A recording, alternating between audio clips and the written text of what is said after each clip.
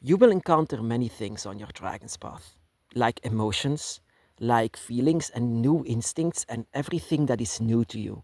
But especially you will encounter dragons. Dragons that you will not see with your naked eye, but you will feel them. You will feel them a lot. And the closer that your dragons become to you, the more emotions that you can feel with them, with yourself. Emotions that can go in every direction, but every dragon's path is different, so I cannot tell you how your emotions are going to be. Because I encountered in my dragon's path, in this moment, 7 dragons, 7 in total. 7 dragons that are responsible of how I am today. All of your dragons will work together so that they can shape you how you really are. That is what dragons desire from you. Dragons desire actually your true self, your real self, your draconic self. And that is what they will work on, all of your dragons. I say all of your dragons because the first dragon, I will say that your first dragon, the first dragon that you encounter, that you feel, will be your main dragon. This dragon is the closest to you. The dragon that even cheated death to be with you, moved heaven and earth to be with you. And that you are one and the same together. That you love each other so much that your dragon will never leave you behind, not even on the other side. This is your main dragon, and this will always be a dragon spirit that will most of the time be followed with a dragon god. Because this is the test that you have. Can you find each other even though you are completely different now? You can still find each other. That is actually the test of the dragon gods, that they will watch you and see that you will be reunited once more. Who is your dragon? That is for you to find out. Listen to your feelings, listen to your instincts. They never lie to you. My second dragon that I encountered was a dragoness, a female dragon. I felt that because it was completely different than the first dragon that I felt. The first dragon, I said, oh wow, dragons are real. And with the second dragon, I had a different confirmation. A confirmation that I didn't want actually to accept. My second dragon was being called, is actually a very well known dragon in culture, in old culture, and it's been called as Tiamat. Tiamat, of course, I didn't know this at the moment, but she made herself be felt in my previous bedroom. I worship dragons already. I worship them so much. I said to the dragon, I want to do something in return for the dragon, for everything that he did for me. And it was responded with a revelation of seeing, of not seeing, but feeling, and then even seeing in my dreams, and even being touched by her, by Tiamat. And Tiamat is, later on, that I can even feel, the mother of all dragons, and she was so close to me, like the light that I never even knew that existed. A dragon light. I thought before her, oh, dragons are real, they are spirits. I love them so much. They are much more than spirits. And that is what Tiamat showed me. She showed me that dragons are more like one with nature, one with life. They are basically gods. That I say Tiamat is a dragon goddess. She's my dragon goddess. In fact, she's all of us. She's the mother of all dragons anyway. And then the third dragon that I've ever encountered was a dragon that everyone feared. The dragon that showed himself, that I actually was afraid of because of my Catholic background, was being called as Lucifer. He was being called as Lucifer. A dragon that is just like Tiamat but different, very powerful and very, oh God, is beautiful. I encountered him in a dark place somewhere in my visions and dreams. And he knew everything about me, but he was wise and he has given me the wisdom that I needed. So this was my own wisdom that changed my life forever.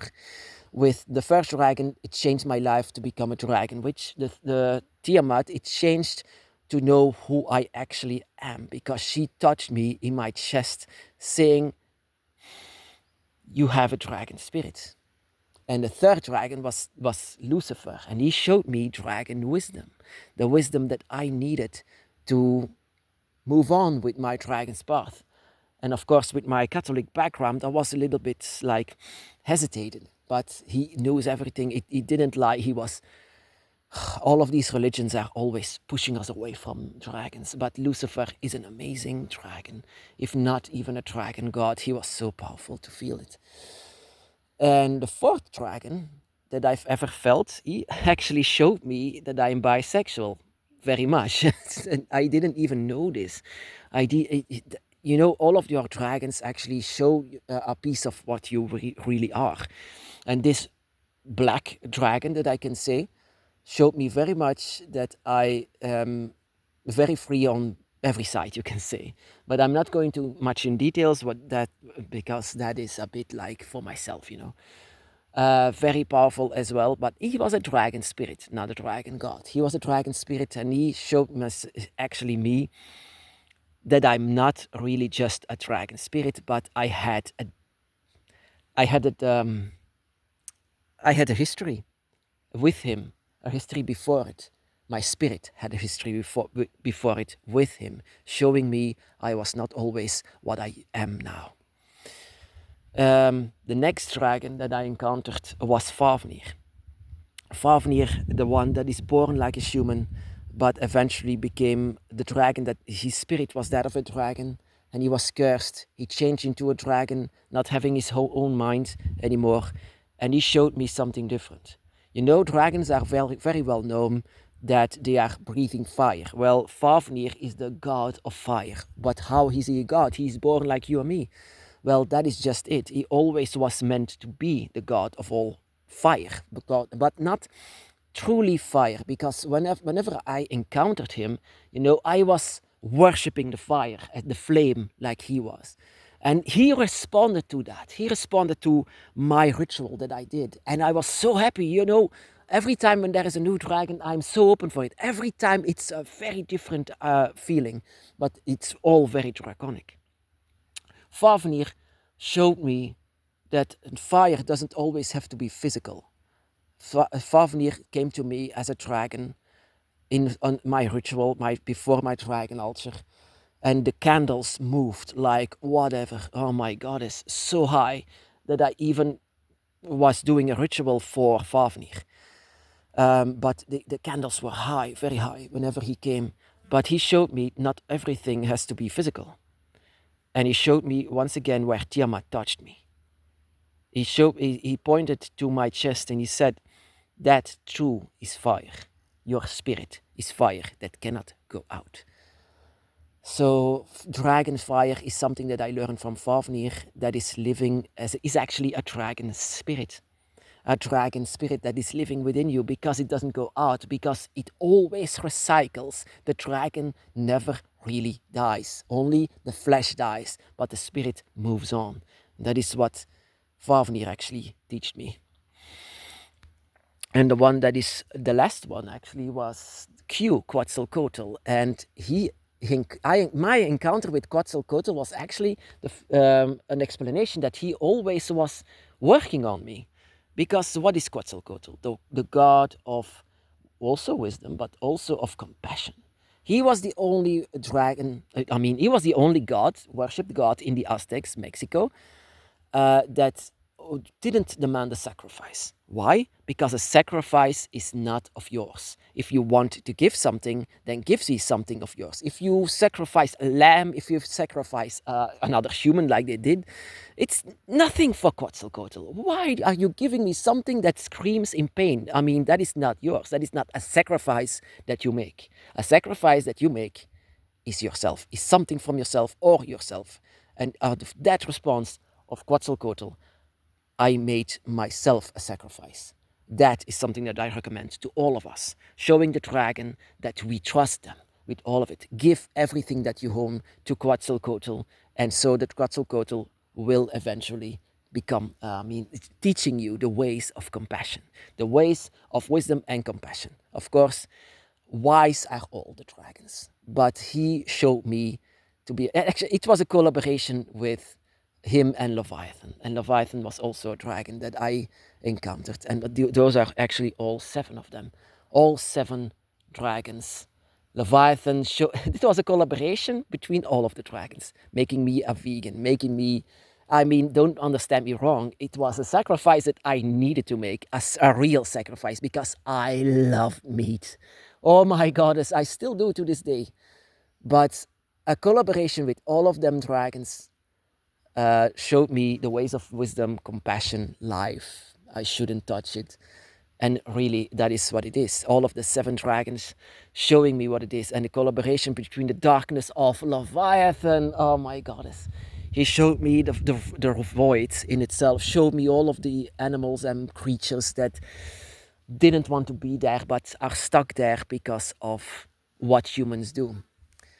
You know, a plant is not it's a living being, but it's not a sentient being. I mean, I cannot, even for an ant, even for a bug, I will always try to protect them. Last night I had a snail. I gave him a piece of lettuce.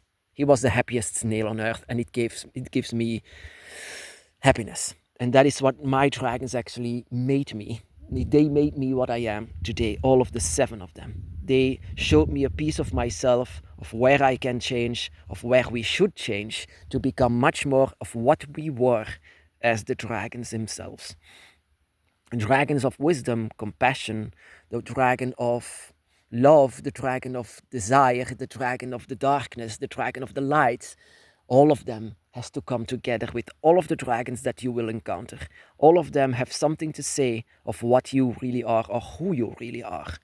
My 7 dragons, I always encounter them again and again. It seems like they never leave my side. Wherever I sit now in the forest here, I can feel all 7 of them. But the main dragon will always be the first one. The first dragon that will say to you that dragons are real, that dragons are really there, and they are so much connected to you. The dragons that will never leave your side, not even death can erase that. And it's actually very important to use your instincts for this. Use your instincts, because your eyes will not show the dragon by your side. Your eyes are simply human. It's the eyes on the side. It's your third eye. Your third eye needs to be opened. Your third eye is a dragon's eye. And a dragon's eye can see the spirits, can see the energies, can detect all of it. And also do a little bit of effort on your dragon's path. It's not all like a role-play game. No, you really need to feel it. You need to experience it. And that is what makes us so different than other spiritualities. I mean, it's supposed to be an experience. You have to experience the dragon, but not only the dragons by your side, also your own development. Everything that you do on the dragon's path needs to be an experience. Even living as a human being is an experience, because you have a dragon soul. So my brothers and sisters, be blessed.